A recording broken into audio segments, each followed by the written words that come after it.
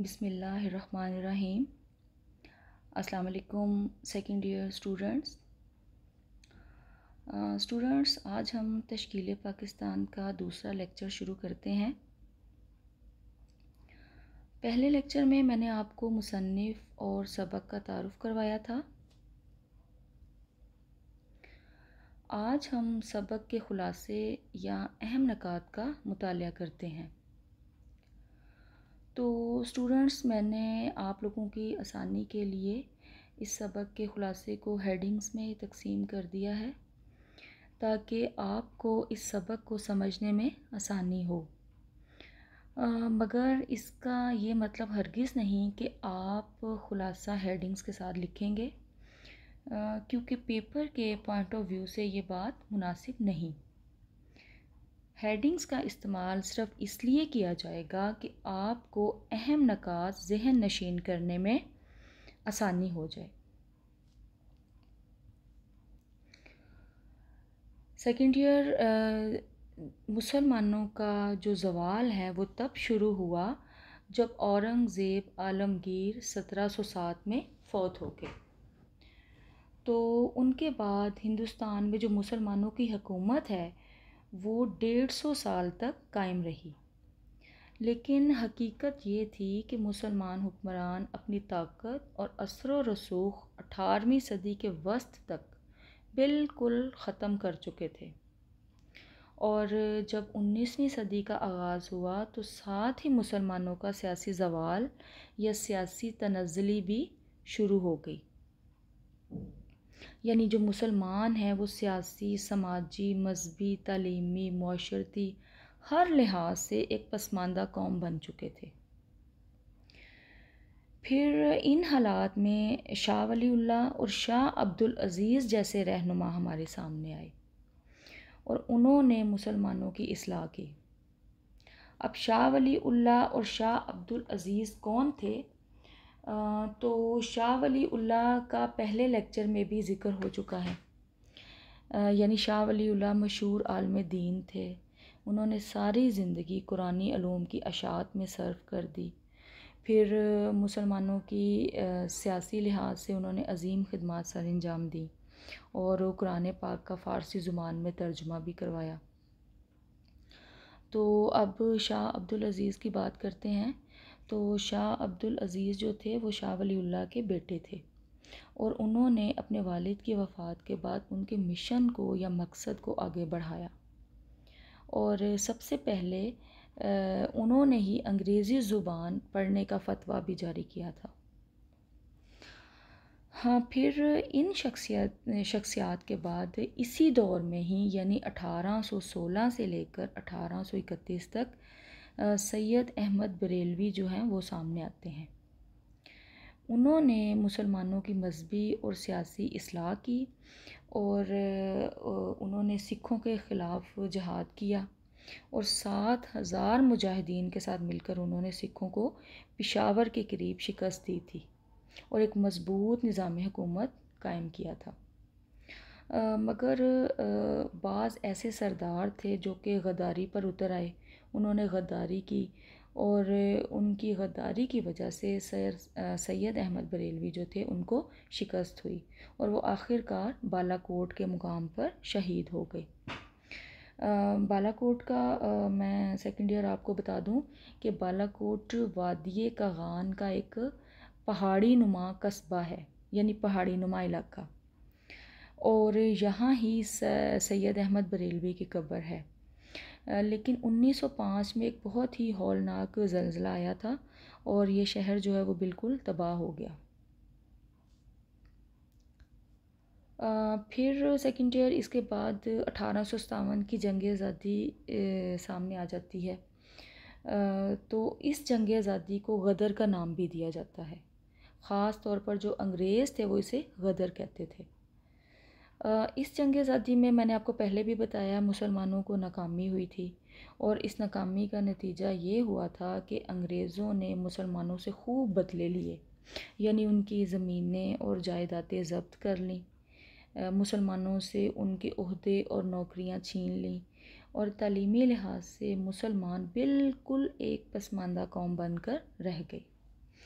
और फिर अंग्रेज़ों के साथ साथ हिंदुओं ने भी मुसलमानों को ज़लील व ख़वार करने में कोई कसर न छोड़ी। फिर इन हालात में हमारे सामने कौन सी शख्सियत सामने आई?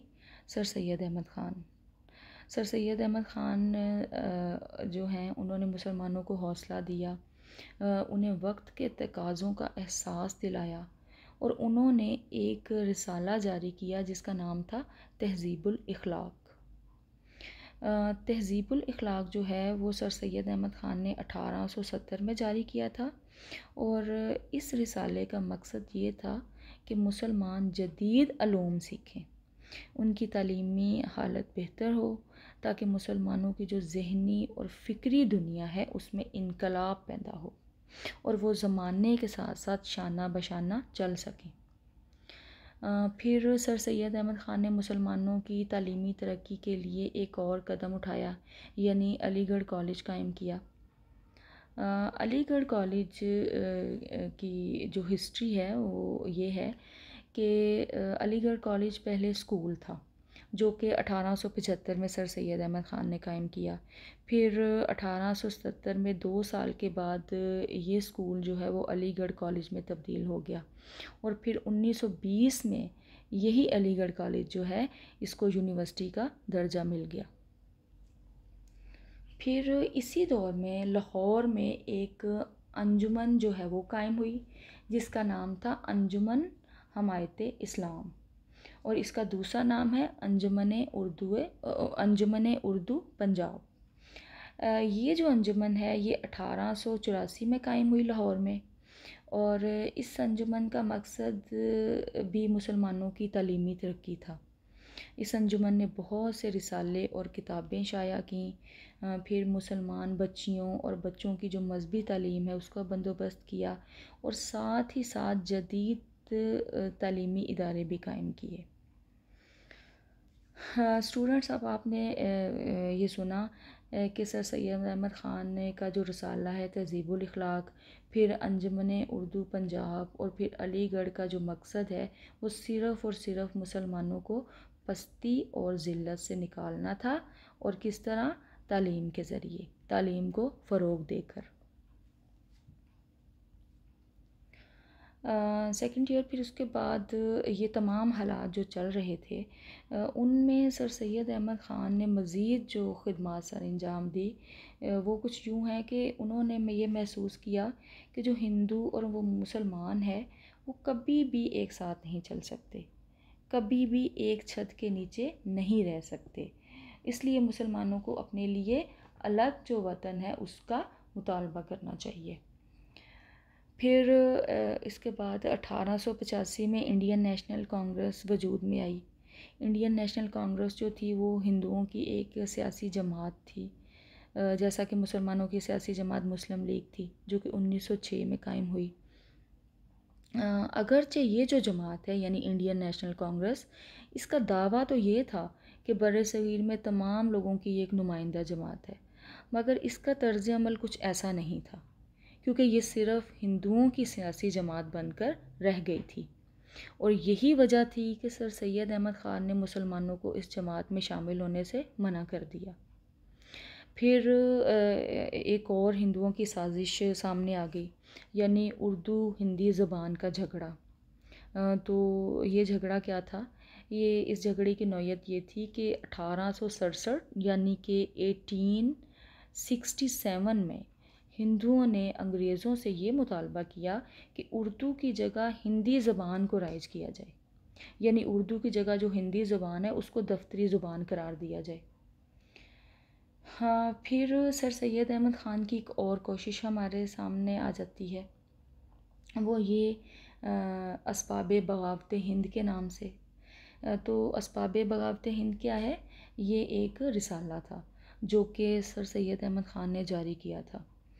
इस रिसाले का मकसद ये था कि अंग्रेज़ों को इस बात की यकीन दहानी करवाई जाए कि असल में जब 1857 की जंग आज़ादी हुई तो उसमें बगावत हिंदुओं ने की थी, क्योंकि उनका मकसद ये था कि उनको मुल्क की सियासी कौंसलों में शामिल किया जाए। लेकिन उन्होंने बगावत का जो इल्ज़ाम है वो मुसलमानों पर लगा दिया यानी इस रिसाले के ज़रिए सर सैयद अहमद ख़ान अंग्रेज़ों की मुसलमानों के ख़िलाफ़ जो गलत फहमियाँ थी उनको दूर करना चाहते थे। अच्छा, फिर स्टूडेंट्स 1898 में ये हुआ कि सर सैयद अहमद ख़ान अपने ख़ालिक़ हकीकी से जा मिले, यानी वफ़ात पा गए। तो उनके बाद जो उनके रुफ़क़ा थे, यानी रुफ़क़ा कौन थे, जो यानी उनके साथी थे, उन्होंने उनके जो अज़ीम मिशन को जारी रखा और उनकी वफ़ात के बाद भी उनकी जो जिद्दोजहद है वो जारी रही।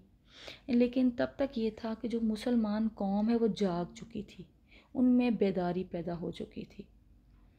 और इन साथियों में जो लोग थे वो कौन कौन से थे, अब उनका एक एक करके हैं मैं आपको तारुफ़ करवाती हूँ। तो सबसे पहला नाम आता है मोहसिनुल मुल्क का। उन्होंने क्या किया, उन्होंने अलीगढ़ को तरक्की दी। फिर वक़ारुल मुल्क का नाम आ जाता है। तो वक़ारुल मुल्क ने मुस्लिम लीग की बुनियाद रखी, जो मुसलमानों की सियासी जमात थी, 1906 में कायम हुई। फिर उसके बाद मौलाना अल्ताफ़ हुसैन हाली का नाम आता है। तो हाली का अज़ीम कारनामा ये था कि उन्होंने मुसद्दसे हाली के नाम से एक बहुत तवील नज़म लिखी थी। इस नज़म को हम मद जज़र इस्लाम का नाम भी देते हैं।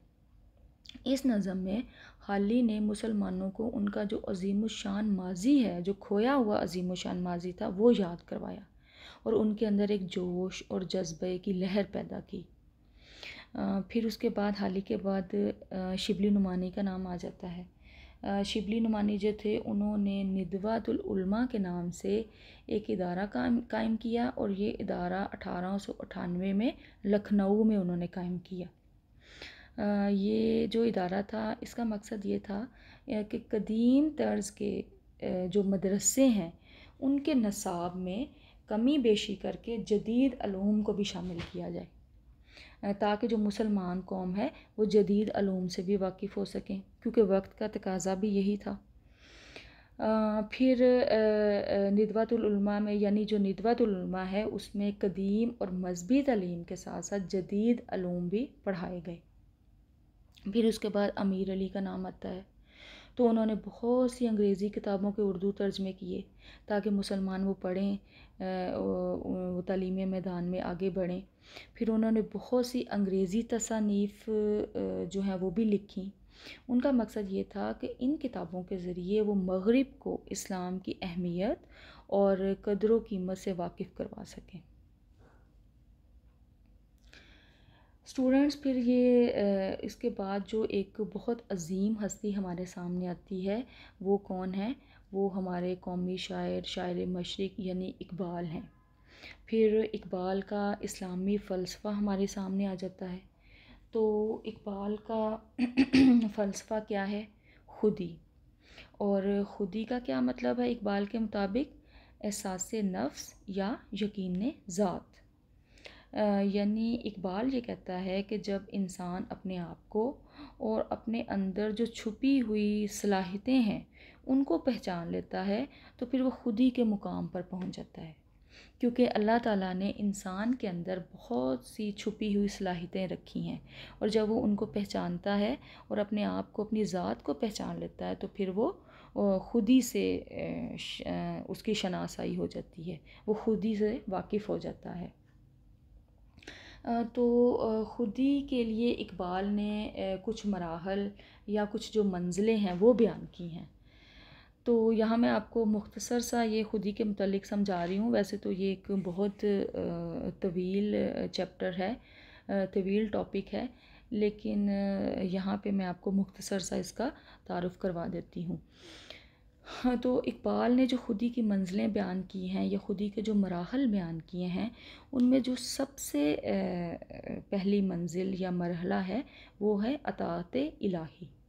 यानी इकबाल कहते हैं कि ए इंसान, तू भी अताअत इलाही और अताअत रसूल का रास्ता इख्तियार कर। यानी अताअत का ये रास्ता अताअत इलाही से चलकर अताअत रसूल तक पहुँचता है। और जैसा कि कुरान मजीद में भी ये इरशाद है कि अल्लाह की अताअत करो और अल्लाह के रसूल की अताअत करो। फिर उसके बाद जो खुदी का अगला मरहला या अगली मंजिल इकबाल ने पेश की है वो है ज़ब्त नफ्स। यानी अपने नफ्स को कंट्रोल करना। और ज़ब्त नफ्स को कंट्रोल करने के लिए उन्होंने 4 चीज़ों का ज़िक्र किया है, नमाज, रोज़ा, ज़कात और हज। सबसे पहले नमाज का ज़िक्र आता है, यानी नमाज कायम की जाए, क्योंकि नमाज बेहयाई और बुराइयों से रोकती है। फिर उसके बाद ज़ब्त नफ्स के लिए जो दूसरी चीज़ है वो रोज़ा है, और जो रोज़ा है वो इंसान में एहसास खुदा खौफी को पैदा करता है, इंसान में जिस्मानी और रूहानी जुर्रतमंदी पैदा करता है। फिर सब्र और ज़ब्त नफ्स के लिए जो रोज़ा है वो एक ढाल है, यानी इंसान भूखा प्यासा रह के अल्लाह ताला के हुक्म के मुताबिक एक ख़ास मखसूस टाइम गुजारता है, और उसके अंदर ना सिर्फ और रोज़े के दौरान वो ना सिर्फ जिस्मानी तौर पे बल्कि रूहानी तौर पर भी बुराइयों से दूर रहता है। फिर इकबाल ने खुदी की जो तीसरी मंजिल है वो बयान की है, और वो है ज़कात। यानी जो ज़कात है वो माल की मोहब्बत को ख़त्म करती है। फिर ज़कात से माल को हलाल किया जाता है। इस्लाम में आपको पता है कि ज़कात का एक बहुत मखसूस और मरबूत निज़ाम है, और इस निज़ाम से ना सिर्फ माल और दौलत पाक होती है बल्कि माशरे में मुआशी नाहमवारी ख़त्म होती है। मुआशी नाहमवारी ख़त्म होकर माशरे में एक तवाज़न पैदा होता है। फिर इकबाल ने जो खुदी की चौथी या आखिरी जो मंजिल या मरहला बयान किया है वो है हज। तो हज भी आपको पता है कि ज़ब्त नफ्स का एक तरीका है। हज में आपको पता है माल की कुर्बानी का जज्बा पैदा होता है। हज का जो ताल्लुक़ है वो रुपए पैसे से नहीं होता बल्कि नीयत से होता है। ठीक है। अच्छा, फिर इकबाल कहते हैं कि जब इंसान अताअत इलाही और ज़ब्त नफ्स के असूलों को अपना लेता है तो फिर वो नियाबत इलाही के मुकाम पर पहुंच जाता है, और फिर यही वो मुकाम है जहाँ पर जो इंसान है उसके अंदर इस कदर ताकत और क़ुव्वत पैदा हो जाती है कि वो अपनी तकदीर को बदल सकता है, अपने मकासद की तकमील हासिल कर सकता है। जैसा कि इकबाल का एक ख़ूबसूरत शेर है, खुदी को कर बुलंद इतना कि हर तकदीर से पहले खुदा बंदे से ख़ुद पूछे बता तेरी रज़ा क्या है। यानी इकबाल कहता है कि जब इंसान के अंदर अताअत इलाही और ज़ब्त नफ्स की खसूसियात पैदा हो जाती हैं तो फिर नियाबत इलाही के मुकाम पर पहुंच जाता है, और वो इस कदर ताकतवर बन जाता है, उसके अंदर ऐसी सलाहियतें ऐसी क़ुव्वतें पैदा हो जाती हैं कि यानी खुदी की सफ़ात उसके अंदर पैदा हो जाती हैं कि वो फिर अपनी तकदीर बदल सकता है। और यही वो मुकाम है जब खुदा बंदे से पूछता है कि उसकी रज़ा क्या है। तो अब सेकंड ईयर आज के लेक्चर में मैंने आपको जो सबक का ख़ुलासा है उसके चंद नकात के हवाले से बताया है, लेकिन आज हमने ख़ुलासे का आधा हिस्सा मुकम्मल किया है, और बाकी आधा जो ख़ुलासा है वो हम अगले लेक्चर में पढ़ेंगे। तो तब तक इस दुआ के साथ लेक्चर का इख्तिताम करती हूँ कि अल्लाह ताला आपको ढेरों खुशियाँ अता फ़रमाए। आमीन। अल्लाह हाफ़िज़।